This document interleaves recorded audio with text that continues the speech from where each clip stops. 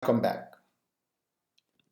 In this video, I'd like to share with you the first part of the story of Martin Luther King Jr. Use nonviolence and civil disobedience to gain equal rights for Black Americans. Martin Luther King Jr. was born in 1929 and died in 1968. I begin the story of a civil rights leader, Martin Luther King Jr. It all starts on a bus. A black woman was returning home from work after a long day. She sat near the front of the bus because she was tired and her leg hurt. But the bus belonged to the city of Montgomery in the southern state of Alabama, and the year was 1955. In those days, black people could sit only in the back of the bus. So the driver ordered the woman to give up her seat. But the woman refused and she was arrested. Incidents like this had happened before, but no one had ever spoken out against such treatment of blacks. This time, however, a young black preacher organized a protest. He called on all black citizens to stop riding buses in Montgomery until the laws were changed. The name of the young preacher was Martin Luther King. He led the protest movement to end the injustice in Montgomery City bus system. The protest became known as the Montgomery Bus Boycott. The protest marked the beginning of the civil rights movement in the United States. This is the story of Martin Luther King, and this part in the early days of the civil rights movement. Martin Luther King was born in Atlanta, Georgia, in 1929. He was born into a religious family. Martin's father was a preacher at a Baptist church, and his mother came from a family with strong ties to the Baptist religion. In 1929, Atlanta was one of the wealthiest cities in the southern part of the United States. Many black families came to the city in search of a better life. There was less racial tension between blacks and whites in Atlanta than in other southern cities. But Atlanta still had laws designed to keep black people separate from white. The laws of racial separation existed all over the southern part of the United States. They forced blacks to attend separate schools and live in separate areas of the city. Blacks did not have the same rights as white people and were often poorer and less educated. Martin Luther King did not know about racial separation when he was young, but as he grew older, he soon saw that blacks were not treated equally. One day, Martin and his father went out to buy shoes. They entered a shoe store owned by a white businessman. The businessman sold shoes to all people, but he had a rule that blacks could not buy shoes in the front part of the store.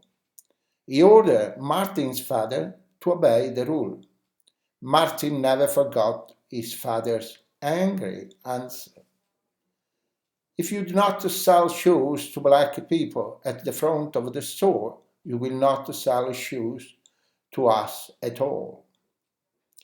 Such incidents, however, were rare during Martin's early life. Instead, he led the life of a normal boy. Martin liked to learn and he passed through school very quickly. He was only 15 when he was ready to enter the university. The university called Morehouse College was in Atlanta. Morehouse College was one of the few universities in the South where black students could study. It was at the university that Martin decided to become a preacher. At the same time, he also discovered he had a gift for public speaking. He soon was able to test his gift. One Sunday, Martin's father asked him to preach at his church. When Martin arrived, the church members were surprised to see such a young man getting ready to speak to them. But they were more surprised to find themselves deeply moved by the words of young Martin Luther King. A church member once described him. The boy seemed much older than his years. He understood life and its problems. Martin seemed wise to others because of his studies at the university. He carefully read the works of Mahatma Gandhi, the Indian leader and thinker. Martin also studied the books of the American philosopher Henry David Thoreau. Both men wrote about ways to fight injustice.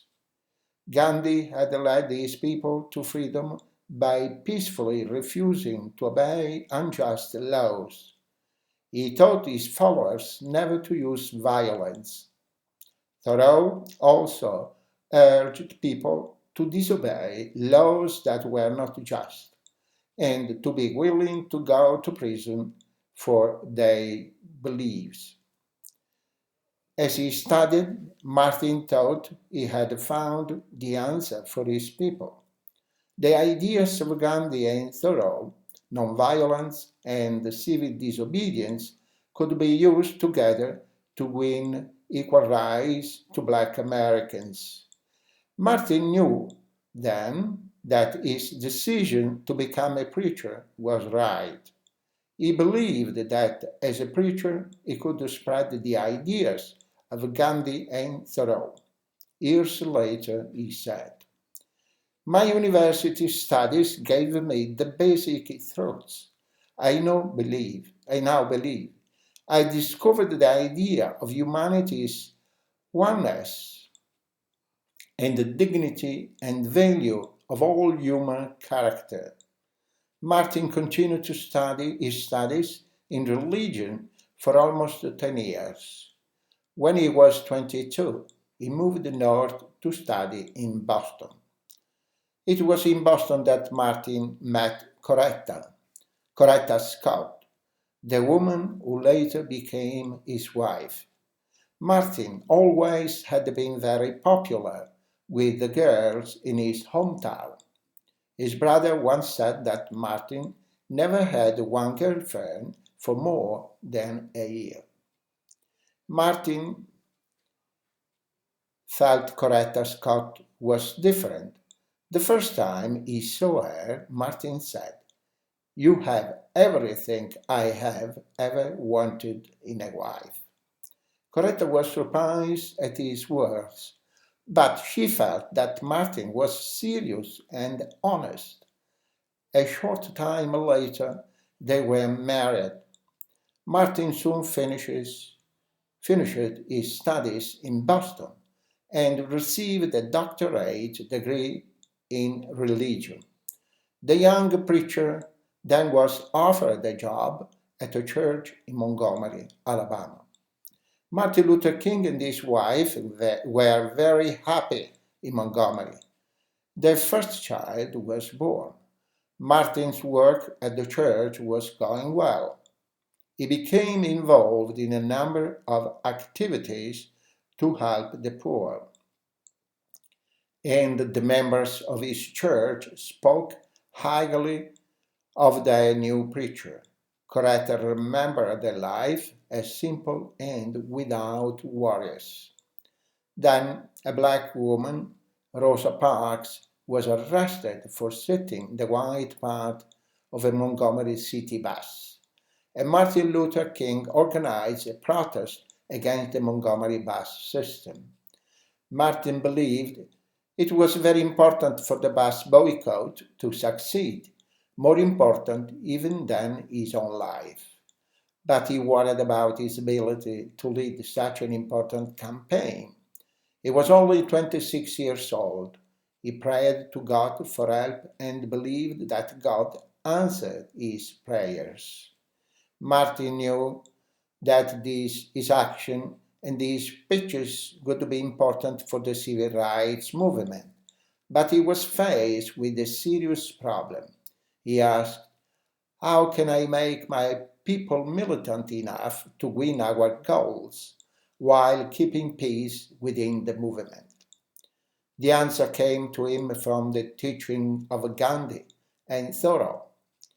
In his first speech as a leader, Martin said, we must seek to show we are right through peaceful, not violent means. Love must be the idea guiding our action. If we protest bravely, and yet we pride in Christian love, then future historians will say, there lived a great people, a black people who gave a new hope to civilization. With these words, a new movement was born. It was nonviolent and peaceful, but victory was far from sure, and many difficult days of struggle lay ahead. And this is the first part of the story of Martin Luther King. Thank you for watching. See you for the next video, part 2. Bye bye.